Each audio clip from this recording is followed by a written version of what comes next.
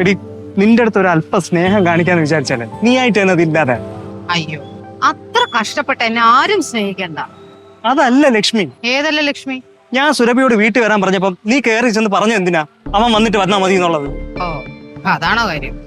പിന്നെ സത്യമല്ലേ പറഞ്ഞത്? ഭർത്താവില്ലാത്ത വീട്ടില് ഭാര്യ വന്ന് നിന്നിട്ട് എന്ത് ചെയ്യാനാ? അതിലും അവൾക്ക് ഹാപ്പി ആയിട്ട് അവളെ സ്വന്തം വീട്ടിൽ നിന്നൂടെ? എന്നാലും നിന്റെ ആ ഉദ്ദേശത്തിലല്ല നീ പറഞ്ഞത്. ഞാൻ എന്താ ഉദ്ദേശിക്കുന്നതെന്ന് തീരുമാനിക്കുന്ന പ്രശോഭേട്ടനാണോ? നിന്റെ കൂടെ കുറെ നാളായിട്ട് ഞാൻ ജീവിക്കുകയല്ലേ, അപ്പൊ എനിക്ക് അറിയാം നീ എന്തോന്ന് പറയണ്, അത് ഏത് ഉദ്ദേശത്തിലാണെന്നുള്ളത്. ആണോ? എന്താ കണക്കായി പോയി? അതങ്ങ് സമ്മതിച്ചാ മതി. സമ്മതിച്ചു. ഞാൻ ആ ഉദ്ദേശത്തിൽ തന്നെയാണ് പറഞ്ഞത്. അതിലിപ്പോ എന്താ എത്ര കുഴപ്പം? അനിയും കുട്ടനെ യാത്രയാക്കാൻ ചെന്ന് കഴിഞ്ഞാൽ അവനെ ചെന്ന് കണ്ട് ബായ് പറഞ്ഞെങ്ങ് പോരും. അല്ലാതെ അവളെ നോക്കി മോളെ നീ ഒറ്റയ്ക്ക് നിൽക്കണ്ട വീട്ടിലോട്ട് പോന്നോ എന്നൊന്നും പറയേണ്ട യാതൊരു ആവശ്യമില്ല. എടി അമ്മ പറഞ്ഞോണ്ടല്ലേ ഞാൻ സുരഭിയെ വിളിച്ചത്. ആണോ? അമ്മ പറഞ്ഞിട്ടുണ്ടെങ്കിൽ അമ്മയ്ക്ക് അങ്ങനെ തോന്നുന്നുണ്ടെങ്കിൽ അവളെ നേരിട്ട് വിളിച്ച് പറഞ്ഞിട്ട് വരുത്തിക്കോട്ടെ, അല്ലാതെ പ്രശോഭേട്ടൻ പറയാൻ പോണ്ട. ഞാൻ അവളെ ചേട്ടനല്ലേ, എനിക്കെന്ന് വിളിച്ചാ? ഏത് ചേട്ടനാണെങ്കിലും അനിയനാണെന്നുണ്ടെങ്കിലും പ്രശോഭേട്ടൻ അത് പറയാൻ പോണ്ട. എനിക്കത് ഇഷ്ടമല്ല. രണ്ടുപേരോടും കൂടി ഞാൻ ഒരു കാര്യം പറയാം. ഇത് വീടല്ല, റോഡാണ്. പ്ലീസ് ഒന്ന് വഴക്കൂടാതിരിക്കുക. എന്റെ പൊന്നു മോളെ, നിന്റെ അമ്മയിലൂടെ വേറെ ആരെങ്കിലും ആണെങ്കിൽ ഒരു ദിവസം പോലും മനസമാധാനത്തോടെ ജീവിക്കില്ല. അന്നേ ആ അമ്മാവന്റെ മോനെ കെട്ടി ഇവളങ്ങ് പോയിരുന്നെങ്കിൽ ഞാൻ രക്ഷപ്പെട്ടു പോയെ. പ്രശോഭേട്ട വെറുതെ നിന്ന് അനാവശ്യം പറഞ്ഞേക്കരുത്. അനാവശ്യം ഒന്നുമല്ല പറഞ്ഞ, കാര്യമല്ലേ പറഞ്ഞു.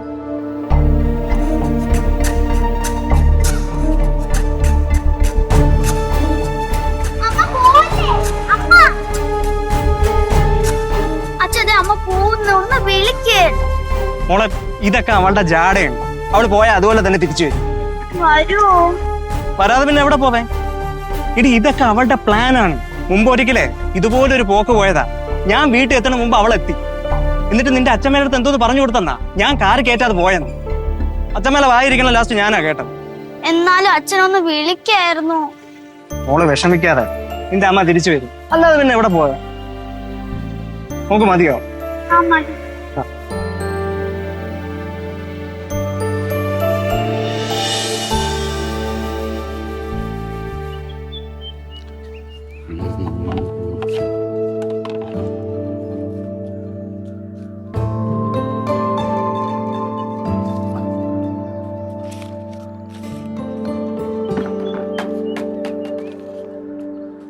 കേരളം, സസ്യശ്യാമള കേരളം, കോവളമുള്ളൊരു കേരളം. ഈശ്വര, ഞാൻ പ്രതീക്ഷ കയ്യിൽ കൊടുക്കാണ്ട് പ്രശോഭന്റെ കയ്യിൽ കൊടുത്തല്ലേ? ഇത് കൊടുത്തില്ലായിരുന്ന? ഓഹോ, അത് ശരി.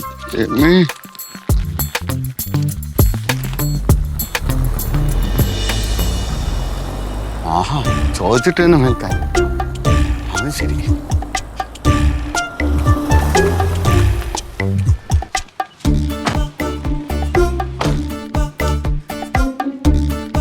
അതെ പ്രശോഭനെ, ഞാൻ പ്രതീക്ഷ കുഞ്ഞിന് കൊടുക്കാനായിട്ട് എഴുതി തന്ന കവിത കൊണ്ടു കൊടുത്തില്ലല്ലേ? അപ്പൊ തറ കിടന്ന് കിട്ടി.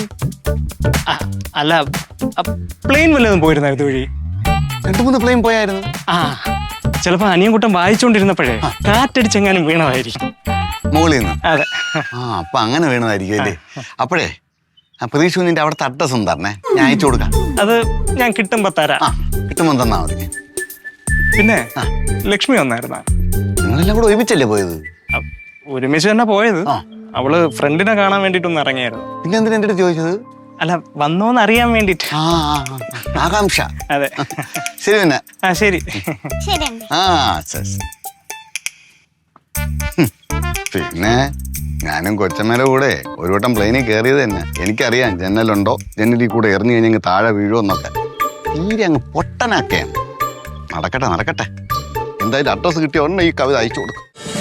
ഫ്ലവേഴ്സ് ഒരുക്കുന്ന കാഴ്ച വസന്തം യൂട്യൂബിൽ പ്രേക്ഷകർക്ക് ലൈവായി കാണാം. ഫ്ലവേഴ്സ് കോമഡിയിൽ ജോയിൻ ചെയ്യൂ, ആസ്വദിക്കൂ.